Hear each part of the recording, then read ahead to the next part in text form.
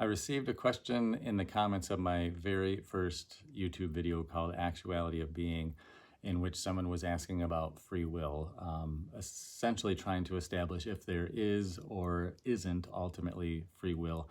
And it seemed like a good thing to make a short video about. I'm going to first read the response that I gave to that comment and then kind of do an illustration with the spheres to try to bring more understanding to the question of is there or isn't there free will. So the answer was that in a way it's not quite as simple as arriving at a determination that there is or isn't free will. There are the thoughts, is free will and is not free will. The implication of there is free will is that there is a chooser which is separate of the thoughts and makes a choice. This implies there are two thoughts experienced simultaneously of which one is chosen. Yet in actuality or in direct experience, it's actually much more simple, as there are never two thoughts experienced at the same time. Nor is there ever an experience of the alleged or implied chooser, which is thought to or said to choose one of the two thoughts. For there to be experience, there must be somewhere experience appears to be or transpire, and some way of this experience being known at all. That which is being experienced by being the spheres of somewhere or the world or universe and some way or the lens or finite mind is infinite and not other than that which appears as the finite thoughts, including, of course, the thoughts about there being or not being free will, a chooser or choice. The lens, filter, or finite mind sphere is necessary to know the world infinite being is being, as infinite being is infinite and inherently self-knowing and self-aware as itself, and therein of its infinitude and true nature.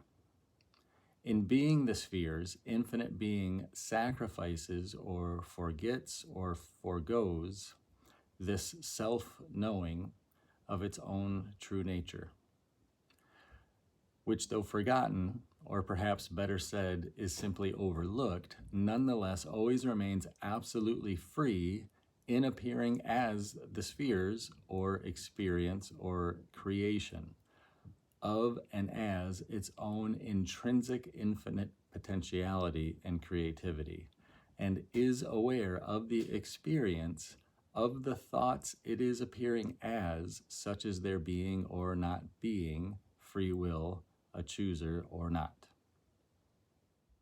So first, imagine the space, the empty space of this room is infinite being, also referred to as infinite intelligence. There are no finite thoughts in the space of this room because there is no finite whatsoever in the space of the room. And if you can extend your imagination so far as to imagine or realize that the space of this room is self-aware and therein aware of its own infinitude, then imagine that the space of this room vibrates, condensing itself into a concentration of a sphere in which there is a universe or somewhere or the world or creation, whichever term resonates most. For infinite being or infinite intelligence, as analogously the space of this room, there would not be this universe or this sphere or creation or experience, because infinite being in its self-awareness and self-knowing would be all too aware that this is its own infinite self. So there would be no experience of, so to speak, this other thing, the universe.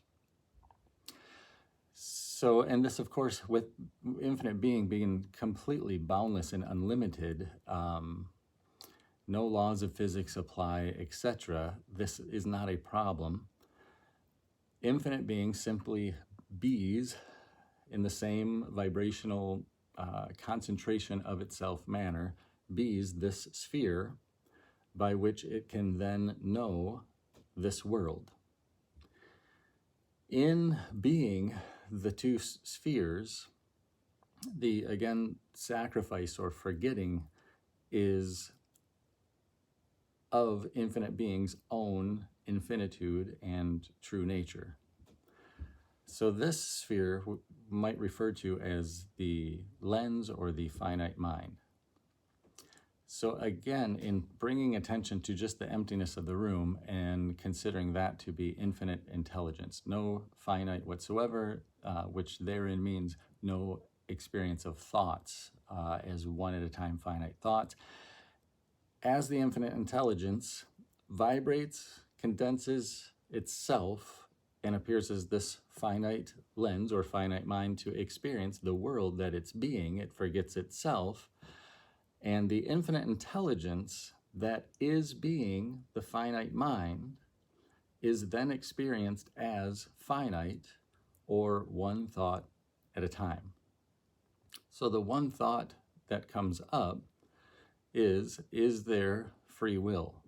Or the other one thought that comes up is there not free will?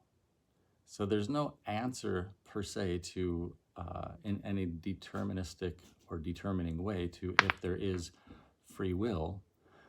What there is, the answer is essentially self-realization or our infinite being, or that which is being the two spheres, which is precisely why it seems like, but isn't, but seems like there is duality or two.